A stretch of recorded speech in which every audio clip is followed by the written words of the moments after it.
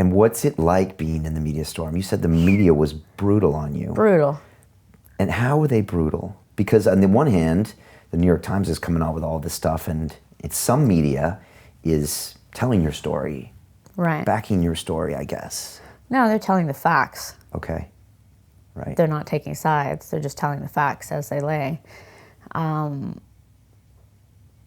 But it's a lot of hostility from people that want things to stay status quo, from both people in the industry and just in the world.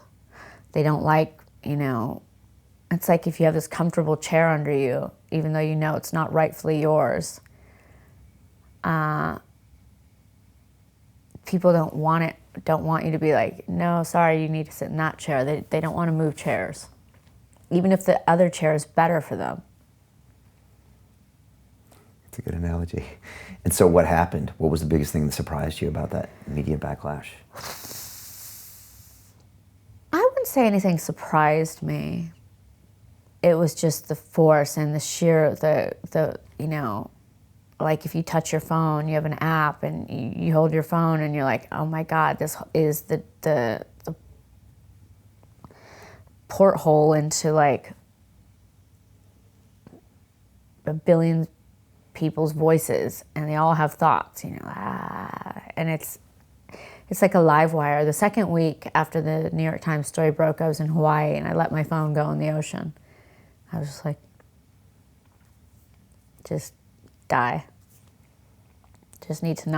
I needed to break that line between, it's to go through the cyclone and then still fight it, it's a very hard thing to survive. And also all the